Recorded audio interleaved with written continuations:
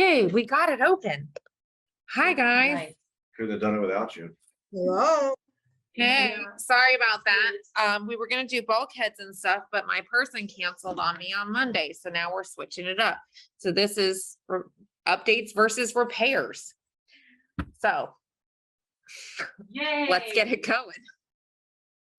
So when I'm talking about updates versus repairs, I'm talking about when you go to a listing presentation and you see what you need, like you see things that need to be updated, like the bathrooms are from the 1980s, the kitchen is from the 1950s. Where is your person going to get value back if they do those updates? Jordan, I think you have a house like that, similar right now.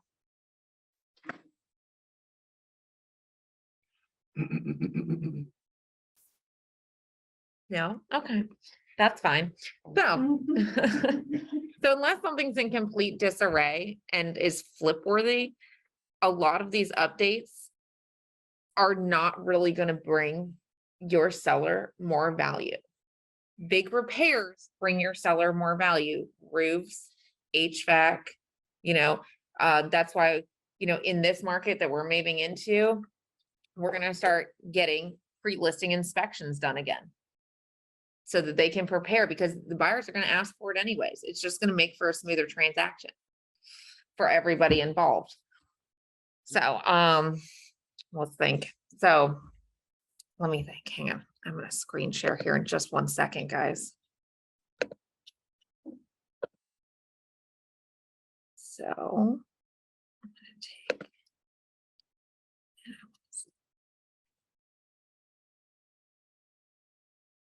okay. So I'm going to, come here. Share this one. Okay. So this is one that was done several years ago. Okay. I don't know if you guys can see these photos. I don't know if I'm going too quickly. I can open them all individually. So this is one that was purchased several years ago. And it's not in terrible shape. I mean, look at what we've been buying here in the last 2 years. It's not in great shape either. But it has the major things. It has new windows. It needs new HVAC. So this is, let me see. Maybe come back.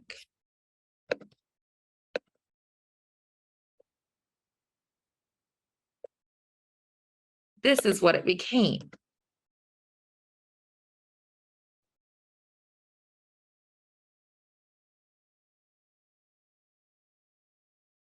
And that's a complete renovation. Most of these sellers don't have the option to completely renovate this. It was purchased for $123 and it was sold for $220. Okay.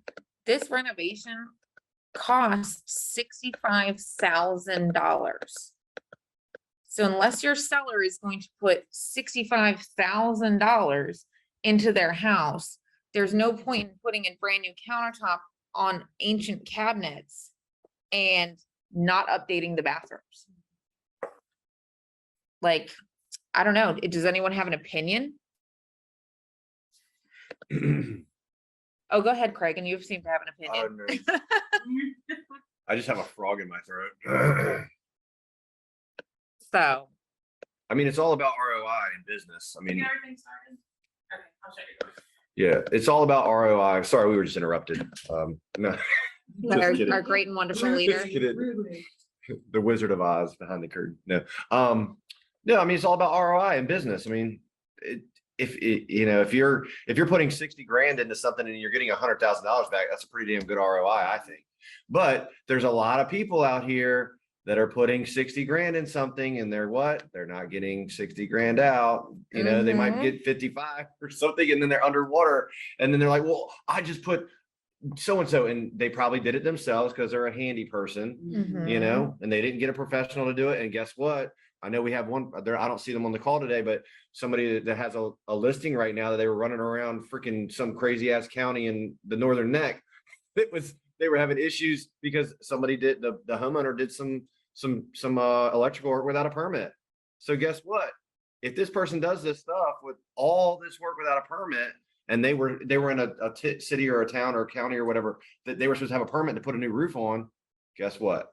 Mhm. We now have a problem, right? So It's cloud on title. you got to do it right. And I know Samantha knows how to do it right, because she's done a bunch of stuff, with the rehabs and all that stuff, and her Airbnbs and all that. I mean, so if you don't have somebody that's doing it right, and they do it, So you I'll don't get as give much you a- ROI. I and- see it all the time. Yeah. No, We go for to these sure. houses and you can tell that somebody Yes. just did something while they were there to make it. look Just pretty. hope for the best. Slap some peeling stick tiles. Mhm. So like, I'll give you all an example. I have an active listing right now on Oak Avenue in Newport News. It's not the greatest area. It's a smaller house, but it's a solid house. It was built in the 1980s and it was completely renovated in 2017. So all of the major systems are updated. Mhm.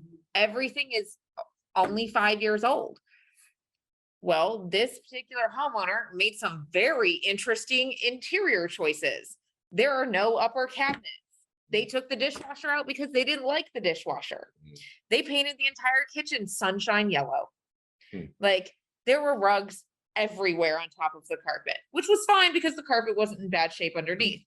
However, there was very interesting choices made. So while she is not pretty, she is solid. So I'm still getting like full price offers because all the major systems are done. There's no repairs because all of it's already done. It's all cosmetic. It's all interior stuff. So is it worth it for me to have her redo the kitchen when her top comp is 210? Mhm. I have it listed for 175 right now, but is it worth it to have her update the bathrooms and update the kitchen? I mean, a kitchen update is 10 grand alone. I mean, minimum. Yeah. I had a buddy of mine many years ago, we'll say probably 20 years ago now. And he bought this little house in Craddock, and it needed work. So he did a bunch of work to it, but guess what? He put like super high end stuff in the bathroom, like not gold faucets, but like really nice faucets and really nice stuff that you would see in $1 million house or $800,000 house. And he put it in this little house in Craddock in Portsmouth. And It doesn't matter. And we talked trash to him. Was like, dude, you literally put a really expensive bathroom in a house. You're never going to see the return on investment. And that was me 20 years ago. So imagine what it is, I mean, I'm sure it still happens, but that's the thing is you gotta, and that's, if you have clients that are doing a flip or doing something like that, or, your friends, even you go over their house, hopefully they don't look down on you. Or if you're trying to, I'm not gonna say talk shit, but just say, hey, you might want to rethink putting this $4,000 door on the front of your house is worth $200,000. People take it very personally. They too. do. Like when They I do. put in these great marble countertops and Mhm. Nobody not- cares. that's wonderful, but you're Yeah. still in a horrible area. Yeah, it's not what you want. It's what the market Well, calls there. for, right?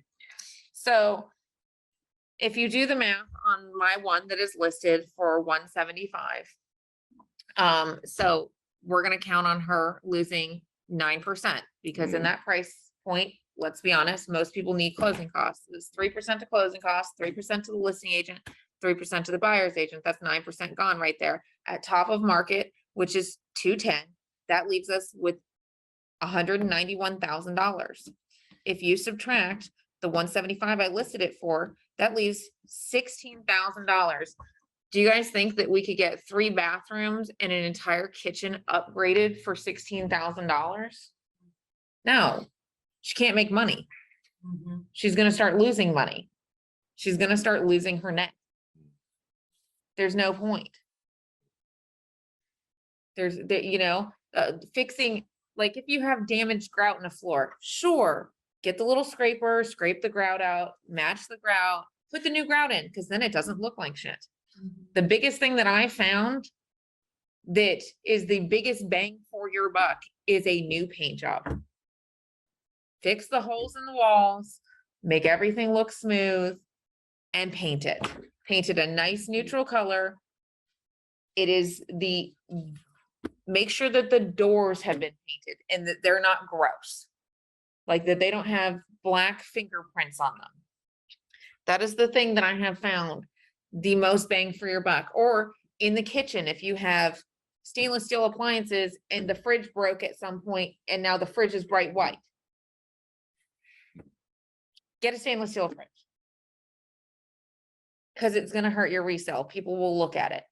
These homeowners aren't coming in here and, you know, they're not looking for things wrong. They're not looking for, you know, caulk on bathtubs and things like that. They're not looking at the fact, they see that the bathroom is old. However, they want to make this house their own. Like, everybody watches HGTV now. Mhm. Like, they are like, ooh, weekend project. Mhm. They just don't know. And that's okay. I've done that before. Was not a weekend project, Oh, was it? no, it ended up taking out an entire gutting a bathroom, Yeah. gutting the bathroom Mm-hmm. completely. Oh, yeah. Nightmare, never do it again. Oh, yeah. Wait till you get one of those bathrooms that was built in the 1950s. It was. Uh-huh. And you got the concrete behind the wall. Mhm, and the manifold was in Yeah. the wall with no access. Yeah. And both bathrooms butted up against each other, Mm-hmm. whole thing ripped out. Yeah. Fully. Oh, yeah. No showers. for a No. while. No. It was Better hope crazy. you have gym membership. I had a friend that lived down the street. But I mean, Sam, what are you here? Yeah, I'm here. So you've done this a lot. So what about you? What have you run into that's a better way to spend your seller's money, so to speak? So I actually am getting a listing that I walked through the house with them and it hasn't been updated since the 80s, and he had a really bad, disgusting renter. And he was gonna do, I mean, the kitchen is from the 80s, like the cabinets, everything, the layout's terrible, the bathrooms are terrible, the floors, and he was I said, I took him to another comp that was right around the neighborhood. And I said, look, like, this is what we could do. And if you don't want to do all of this, then I would just paint and like tear Put up the carpet. carpet. Yep. Get rid of the carpet. And he actually was going to put new carpet in, but he was going to paint the cabinets and put a new countertop, and he was going to put granite. And I said, don't do that, because somebody's going to come in here and flip this house. Like, that's what they're going to do. And they're going to tear it out. So don't spend the money on something they're going to tear out. He needs an HVAC system and a roof. I said, I'd rather you spend the money on the HVAC system, roof, and paint, and be done with it, because you could paint yourself very easily. And then the rest of it, just get those things done. That's a huge selling point. And then comp down the street only did cosmetics. They didn't do any upgrades to the major systems. Right. So the comp down the street got the same money that you're about to get Yeah, exactly. because they didn't do the major systems. Right. It's just a lipstick on a pig on that one. And the paint was terrible. Like, whoever did it did a very bad job. And I know he can do better himself. So I was like, just do that. It's so much easier. You can get it on the market way faster. So that's what we're doing. And that's what I usually try to tell people, like, especially paint. Even if you lived in the house a couple of years, get the house painted, make it fresh. It looks so much better. Yeah, it does. It like, 'cause when our buyers are walking in, they're not looking at, that's the home inspector shop to look at the HVAC and stuff. Now they're gonna discover it on that. But if you can't even get them to the contract point because they're looking at the shit paint job and the fact that like the trim has never been caulked, or the like caulk on the trim is disgusting, they're not gonna do it. Spend your money on getting things cleaned. Yep. I just did that. I actually, on a listing I have, the house after the tenants moved out looks so gross. It was only $400. I spent $400, had these cleaners come through, and they scrubbed the walls and everything, and it looks like it had been painted. It is worth sometimes just spending that little extra money to get those things done. It makes it, like, the new photos I took look amazing. I mean, I had, It's really not that much money to get that much. no, I result. mean, I had No. $100, sure, all day. I had one seller last year that they had 3 huge dogs. And I mean, we had to get dog hair from everywhere. Okay. It took them 3, not them, but like the cleaning people, 3 days to clean that house, because they scrubbed every single inch of trim board, because it looked like the dogs had like were greasy or whatever, and there was grease marks down the walls in the hallways. Nose. Yeah, Mhm. We had two, and they had cat that went to the bathroom in one of the rooms. They Mm. spent 16 hours cleaning that house, and Yeah. it looked, and they did cabinets, everything. Like it looks like a brand new house. And Right, without I'd having, rather them spend $1,500 cleaning to make it look like a brand new house than Mhm. spending $3,000 on a countertop that doesn't go with anything else in there. Exactly. And a lot of times homeowners do these quote unquote updates. They do them to their taste, Mhm. not the public's taste. So like me personally, when I pick stuff for these flips, you're gonna see it over and over and over again. This was in 2018, so forgive the gray, but you know, it's gray. It's the white shaker cabinets. It is the same on repeat. But the thing is like, they're gonna walk into a friend's house and they're gonna see a brand new redone kitchen, right? No matter what the house used to look like, they're gonna walk into their friend's house and say, oh, this is a great house. I wanna go buy a house now because I wanna be like this person. Yep. But they don't see the vision potentially, or they go and walk into a house that's exactly, to us, people in real estate, it's cookie cutter. Yeah. But to these people, they It's don't, brand they new, don't, it's they don't want it to be fresh. different. Exactly. They don't want it to be different. They No. like the non-cookie cutter aspect of it, or the cookie cutter aspect of it. So, you Right, know, because the fun part is like, what I personally try to do is make the blankest slate possible. Why? Because people can decorate. It goes with every color. Like, you can make it your own just by putting a painting on the wall. Mhm. You know, you can paint accent walls in a weekend, but so when you walk into, your seller's house, like, not only like, do you need to look at their decor, but like, look at what they have going on. If they've got crazy accent walls and things like that, paint them, paint them. Paint them, make it the blankest slate you can possibly make. Jordan will tell you, she probably tells her people just like I do to pull all of your family photos down, box them up. I need somebody else to envision themselves in your house, not visiting you in your house. What about if the cabinet, if the base part of the cabinet they were like in normal good shape, and it was that 80-year-old cabinet, would you suggest maybe taking all the software, all the hardware off and painting the cabinets and putting brand new hardware with like soft close stuff so that it looks brand new? So I'm gonna tell you right now that painting cabinets is a labor of love. Like a labor of love. It will take you so long. They have to be sanded 5 different times. Not only do they have to be stripped if they already had paint on it, and we're not talking like just, some paint stripper. No, we're talking industrial, like airplane stripper stripped.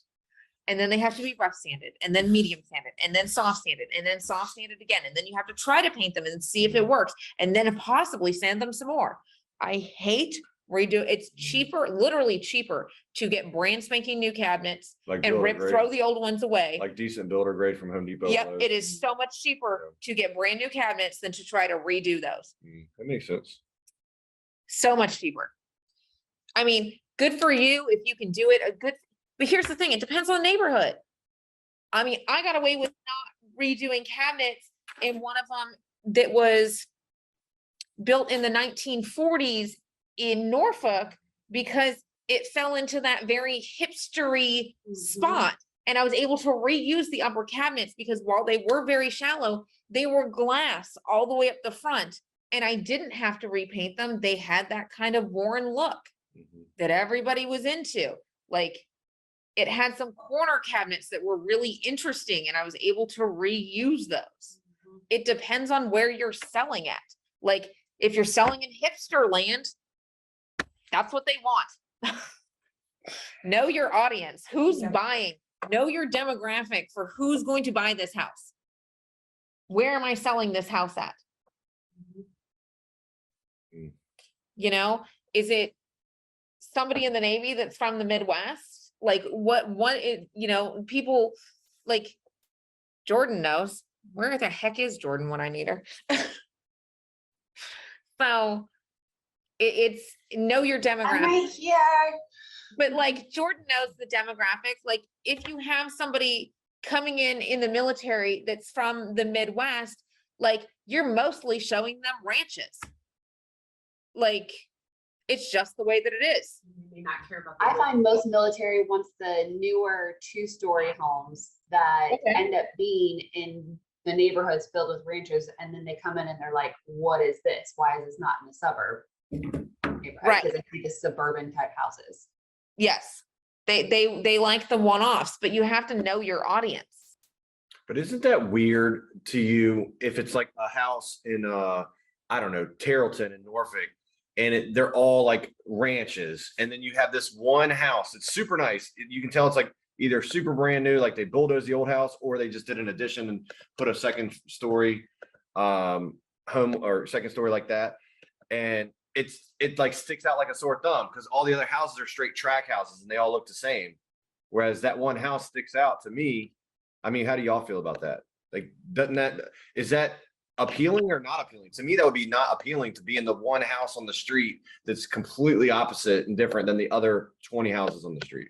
I think it's becoming more accepted because you're seeing it more and more often, like where they're either bulldozing a house and building a new one, or what's the one on Bow Creek where it's used to be a zombie car that parked there, but they added this whole third, like 3-story in the back. It's for sale now. Yeah. And it looks weird from the front, but inside it's a really cool house. But you see them so much more now. It doesn't, to me, it's like, oh, that's normal.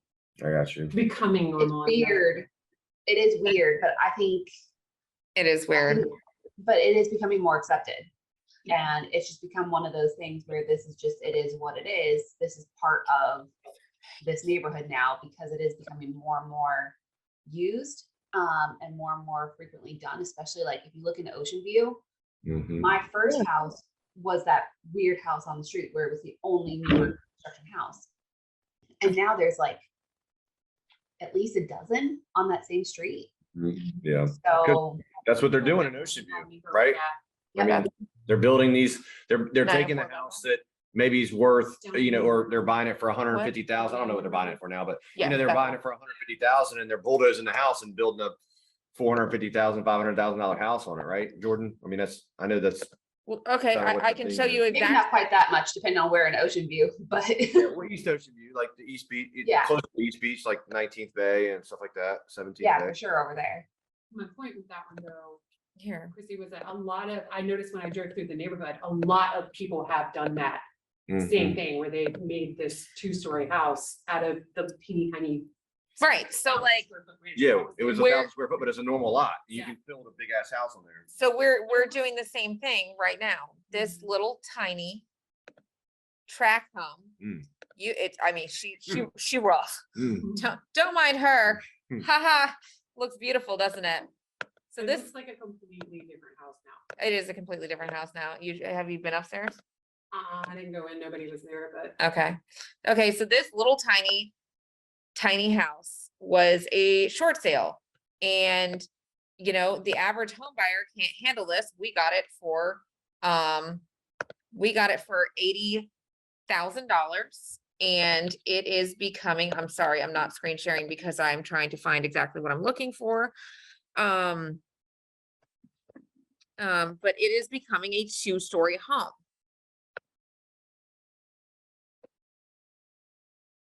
Let me see if this is what it is. Okay, there we go. So I'm gonna screen share these with you guys.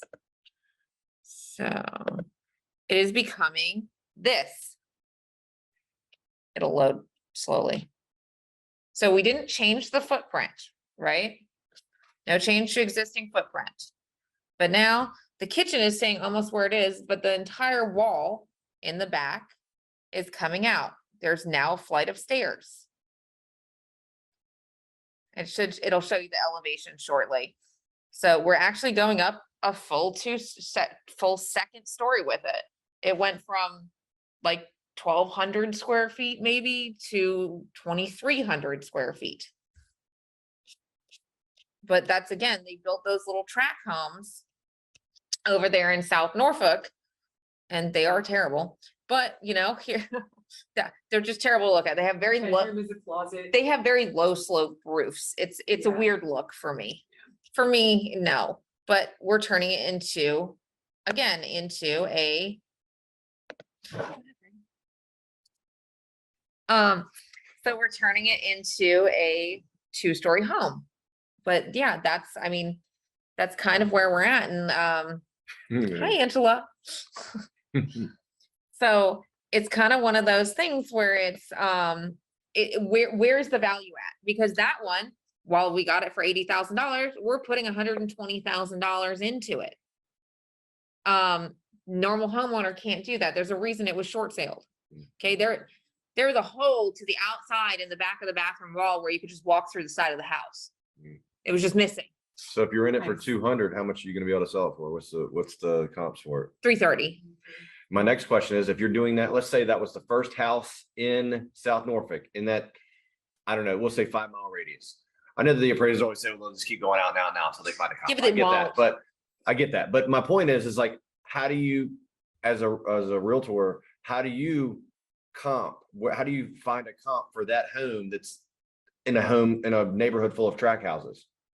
To be able to figure out what your list price is and to be able to help, I mean, you would have to compare it to the next closest thing you could find that, I mean, like if you were gonna, let's say you tore down a house and rebuilt a house, you would have to find, even if you had to go backwards in time, you would have to find the next closest thing that was new construction to that thing, and then do the math according to what the value of that home would be now if it was built in 2022, which is not always fun math, but hey, it's okay. Let's say you found something that was built in 2015. You now have 7 years worth of how much did the market inflate from 15 to 22? What was this worth then? What is this worth now? And then, of course, you're going to have to adjust for the area. Like if you're going out 5 or 6 miles, you now have to readjust for I'm over here. How much is a bathroom worth? I mean, on an appraisal, like between 5 and 10 grand, depending on the condition of it. An extra bathroom. I mean, you'd mean, be you're- surprised. Bedrooms aren't worth that much. I mean, square footage is worth more.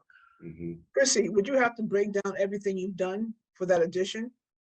As far as, because if everything is the same as like, is flat, just the ones, ranchers, and now you're adding a whole another level. I mean, how would you break it down? I don't think I understand the question. Can you Okay, rephrase so- the question? Sure, so we're trying to figure out how we're gonna get comps for this particular house. So you said we have to do some math based upon what it was in 2017.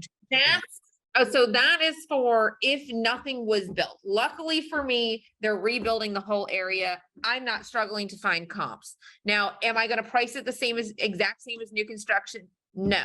I'm actually going slightly lower than new construction because technically, while we did put this giant addition on, it was built in, I can't remember what year, 1942-ish? So it's not technically new construction, even though it's been completely reframed. The foundation was poured in 1942. So I can't get new construction price. I can get close, but I can't get new construction prices. Yeah, if it's all redone. I mean, how much more money would it cost to bulldoze that property and, build a brand new construction? What's the value added? Then that's what a lot of people are gonna ask you. If they own this property, they're trying to flip it or whatever. So Like what? the, what's the just the, value? okay, so let's take this, for instance, okay, so let's say you have 1,500 square foot home that is not brick, okay, because remember, we pay dump fees by the ton, right? To bulldoze a 1,500 square foot home and get rid of everything, it costs between $40,000 and $60,000. I mean, you have to bring in the equipment, you have to get specialty permits to have those dumpsters there. And then you have to hire the people to put everything in the dumpsters. You have multiple dump trips and you're paying by the ton. You still have to get things tested, like any ground stuff. I guess that depends on where it is. I mean, as long as, so if the original foundation is still standing, no, because you're rebuilding on the original foundation, but if you're taking out the whole foundation and everything, I would imagine that you probably have to get it reparked. Mhm. I would imagine you would. Mm. I've never personally done it. But if the foundation's in good shape, it makes sense to not get rid of the foundation. I It mean, it makes depends on- sense. like I've lived in a rental that they bulldozed the little teeny bungalow house that was there and put this big, one of the long skinny houses, put them up. And they obviously had to get rid of the foundation to do that, but that Right. was done back in 2010 or something like that. So I don't, you know, Oh, I have no clue what the process was, so I was curious. Mm. all right, well, any questions, guys? Oh, sorry, I was not exactly prepared for my person to cancel on me on Monday.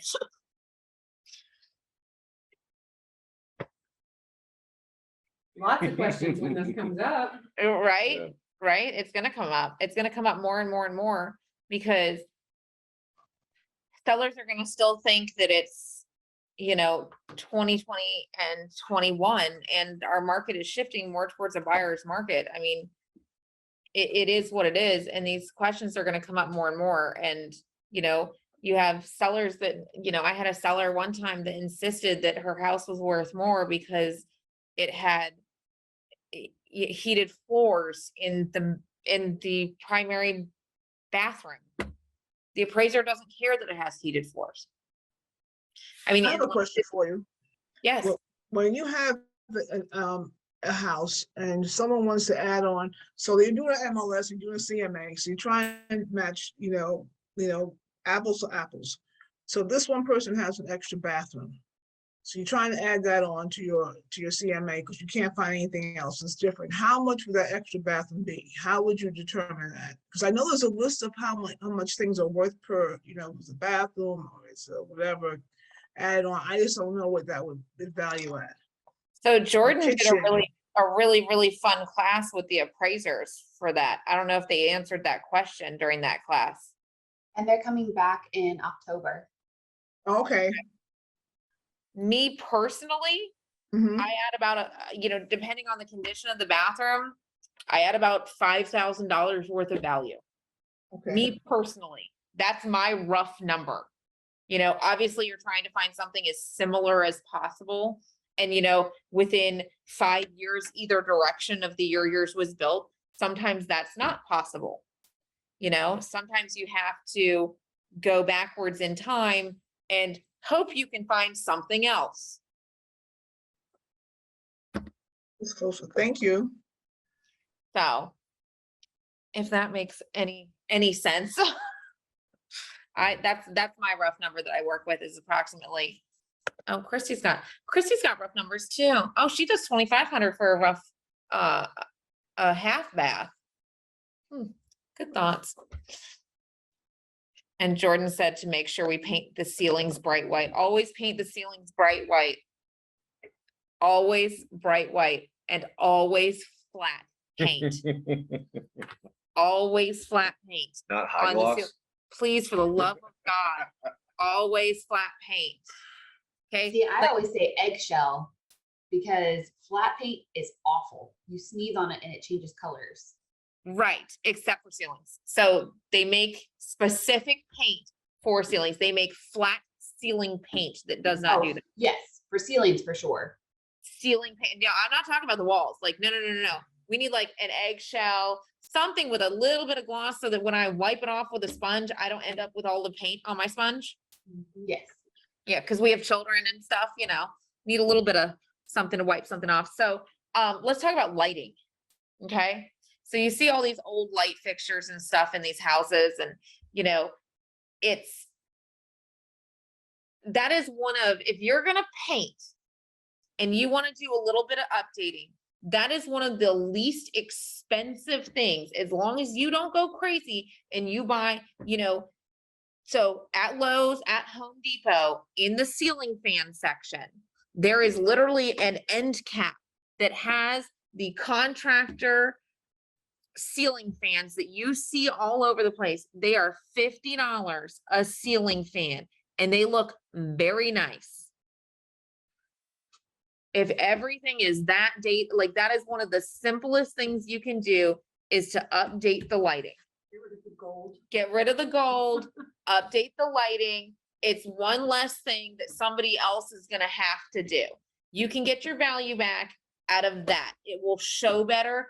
New paint job, update the lighting. Don't go crazy. Just buy the thing that we all hate. Buy the boob lights. The what? The boob lights. They look like boobs on your ceiling. I've gotten. Oh yeah, I got them too. I hate them. Yep, you have to unscrew the little thing. They're just, brushed satin. They have like a swirly glow, like a white swirly globe and we call them boob lights. Buy the boob lights. And the contractor grade ceiling fans, and those ceiling fans have a light. So what do you think, Joe? I also light fixtures for sure. I had a client one time who bought a foreclosure home, and literally all they did was they painted, they replaced the light fixtures, lived in there for 2 years, and replaced the carpet on the stairs, so like less than $5,000 in, and sold it for 125,000 more. Yeah. Mm. Now granted, this was a few years ago, but still, I would also say always another really good return on value is changing the light bulbs so they are all the same light bulbs and they are all white light bulbs. Yes. Make it all the same color in there. Me and my husband's own personal first house. We bought it in 2015. We sold it in 2018 before the market went crazy. I replaced the carpet that needed to be replaced. And I replaced my kitchen had vinyl. So I replaced the vinyl so that it was nice and fresh. I updated one bathroom because it was messed up. She was a hot mess. The bathtub had like a crack in it and a leak. So I replaced that, made sure everything was just bright white. That's it. Those are the only things I did. And I did that myself. So I did that I think I did my whole bathroom for $750 because I just did the bathtub surround. And, I just did the bathtub surround, a new vanity, and the toilet had been replaced prior and it was already white. And I did peel and stick tile on the floor. Nothing fancy because it wasn't a super fancy neighborhood. It was Chimney Hill. And we sold it for $42,000 more than we had bought it for. Mm.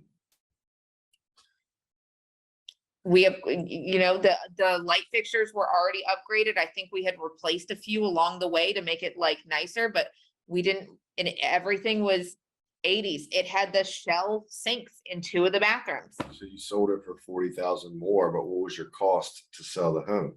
Exactly. So we sold it for 40,000. Oh no, I'm sorry. We must have sold it for more. So hang on. Cause our You're cost, saying your net was 40,000. yeah, we netted I got you. 40,000. We didn't, yeah. That makes So yeah, we netted approximately 40,000. Yeah. If you're gonna net in an amount, what is a magic number? And any of the ladies on here can chime in that have done flips or, clients have flips. What's the magic number if you're gonna do a flip, and you hold the home for, I don't know, 4 months? Yeah. That's normal, right? 4 to 6 months. Mhm. What's the normal return on your investment as far as, do you think a percentage is the best way to go about it? Or do you think that a dollar amount is the best way to go about it? Well, I mean, you can easily turn into a dollar amount into a percentage. No, I understand that. I mean, It's they're just, kind of one and the same. well, it's like, is your ROI 20% or is your ROI $30,000? Right. What's your break even point, or or if you say it just depends on the house, and if I spend all most- in 150, 200 grand, I need to at least sell it for 250 to get rid of my costs and make $35,000. So it depends, for me, it depends on the investor because, it's risk versus reward, right? Mhm. So are they willing to risk $200,000 to make $30,000? No. There's too much aggravation involved. Yeah, absolutely. Like time is money for them, right? Could they get it done? Sure. But do they want to? No. Like take Bethel, for example, we bought it for 80. Let's see, I will map this up for you guys, don't worry. So we bought it for 80,000, he's gonna sell it for approximately 330, we'll lose 10%, right? Cause you always count on losing 10%. Mhm. And that brings us to 297. We put 120 in, that brings us to 177. We spent 80,000 on it. He's making $97,000. And how long is the flip? How long does it take? Cause there was a This lot of, one's taking way too long. that's what I mean, cause there's a lot of plans going on there. I'm talking trash, I but know, but this one took way too long. City of Chesapeake was not helpful. Really? It Yeah. took them 6 months to get him the permit. oh my gosh. So So like, is he, obviously he probably bought it cash, but Right. let's just say they did a hard money lender and it's a year, your notes coming due. that's what I mean. So if it takes you 6 months to get your daggone permits, Well, that was City of Chesapeake. Norfolk's usually pretty I easy. know, but I'm just saying in general, like, Yeah, everybody, I say, you're everybody, losing money by the day. a lot of people want to get in, they see this beautiful home that that you posted or that you shared. And they're like, oh, wow, I want to get in investing. That sounds cool. That sounds fun. There's obviously, like you said, there's a lot of headaches and all the red tape behind it. So I guess my point is time is money, like you already said. And that's why I wanted to get kind of like a number out of you. So, I like, mean, well, what makes it worthwhile for an investor? Like, if I have a Personally- client, if you have a client, they're like, what makes it worthwhile for me to put X amount of dollars in to get this return? personally, for me, the magic number is $30,000. Okay. If you're not making $30,000 for 4 months worth of headache, Mhm, is it worth it? mhm. Cause like you could do so many other things that could make you $30,000. Mhm. So if you're not on a minimum, you take $30,000 into, you figure most of these people are contractors, most of the people are contractors that are doing these, or, they have some other day job or something else, but is that headache worth $7,500 a month to you? Mhm. Well, what about capital gains too? Because don't they have to potentially pay capital gains if They don't- do, and that's 8%, Yeah, unless they do a 1031. but they're not doing 1031s. They do too many to do 1031s. Okay. You can't. Mhm. So you just have to apply that into your formula. I'm trying to ask all the good questions. Yeah, I'm trying to be get your it, Cragen. Be Abbott the and Costello. devil's advocate. Yeah, get it, Craig. Let's argue about it. Whoa. No. I feel like I'm on a sports talk radio where we just go back and forth. No, that's great. I mean, that's why I was curious. So I have friends, obviously, a lot of y'all know that a lot of my sphere is investors and all that, and people ask me questions. And Right. the more that I know, to say, well, if you're not making X amount of dollars, at least I like to have some type of backing, whether it's from you or Jay or Sam, to say, I've got people that, in my sphere, my realtor Right. sphere, that have done a total of 50 in their career combined, Right. with their clients and everything that they've done personally. So, Well, I just mean, make here's the sure- thing, like, also, like, if you think that this person wants to get into investing, like, the problem is when they think they want to play the game, they don't really know the game.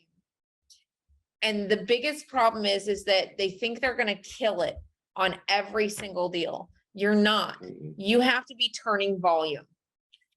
It is a volume game. The easiest things to do, townhouses. Yeah. I mean, honestly, like, even if it needed a new roof, new HVAC, you're maybe spending 30 grand on a townhouse that you're flipping. You're maybe spending $30,000. You're getting more bang for your buck out of that little townhouse. And sure, you might only be making 10 or 20,000, but that townhouse only took you, I mean, it's townhouse. You're missing 2 whole sides of the damn house Mhm. that you don't have to deal with. So Everything's smaller. the Everything's roof's smaller. The HVAC is gonna be smaller because they're usually. small everything's systems. scaled down. So And it's easier to sell because it's it's a lower easier to price point. sell. It's a lower price point. You're Yeah. selling them faster, like, and you're moving your crews along to the next one faster. You can stack them back to back to back. I mean, there's a gentleman that I know, he's not a personal client of mine. But he for the last 10 years has done nothing but townhouse flips. And he makes 10 to 20,000 a piece, but he does like 15 to 30 of them a month. That's all he does.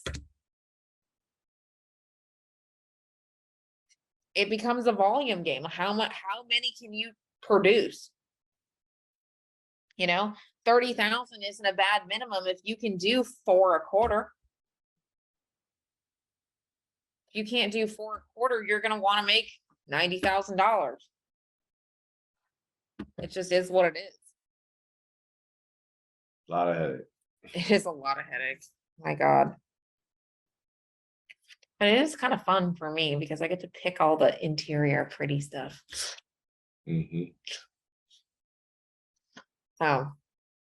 Okay, but yeah, so paint, lighting, recalking things, big ticket repairs like HVAC, roof if it's needed.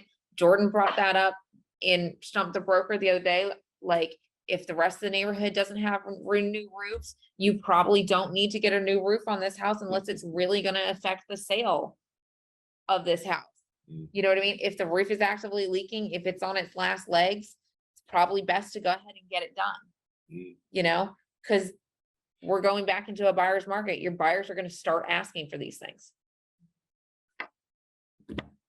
You know, cause it will affect the buyer's, you know, if the roof is in that bad of shape, it will affect the buyer's ability to get proper insurance. True.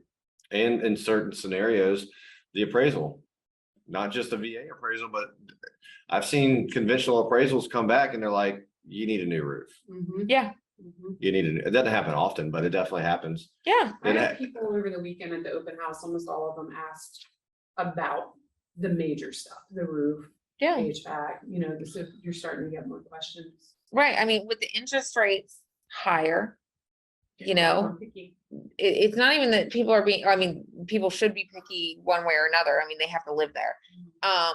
But with the interest rates higher and they're still not necessarily getting closing costs right now, they're not gonna be able to fix that thing if it breaks in the next 30 days. And every agent in here will tell you that when your buyer buys a house, something is gonna break in the first 30 days. Don't know what it is, could be something small, but something will break. Home warranty. Yes, They're gonna, I mean, those are definitely coming back, I would assume, right? That the seller is gonna provide a home warranty. not always. I mean, we're kind of in a weird spot right now. It's kind of like, it's kind of a split market for me, at least in my personal experience right now. Either it's selling like hotcakes or it's not. You know, either you're getting closing costs or you're not. There's no, like it, at least to me, it doesn't feel like there's any middle ground. Mm. I don't know what Jordan and Lauren think. Mhm. Or Christy. It totally depends on the house and the neighborhood. Right. I feel like if you're still in that 300 to 500 range, it's still incredibly competitive. But if you're in the lower price range, it depends on the property. Right. But anything above, I think 500 has kind of dwindled quite a bit. Yeah, that's kind of how I feel. I kind of feel like it's kind of a split market because there's stuff that, you know, it's obviously overpriced that would have sold last year that is not selling now. But every once in a while you see one that's sitting on market and you're like, why is she still here? What's happening right now? So it just kind of, it feels like a split market to me. In my personal experience. Then again, you know, right now I've been mostly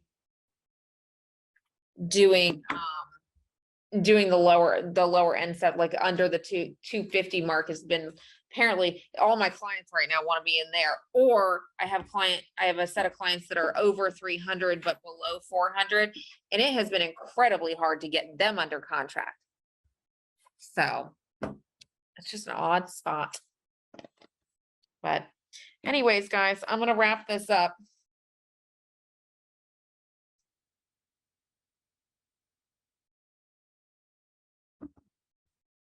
Thanks for coming to my TED Talk. I appreciate you guys. And you. I hope it was decent because I did not get time to prep for this and I feel bad about it. And I'll talk to y'all soon. Thank you. Have a great day. Thank you. Thanks, Chrissy.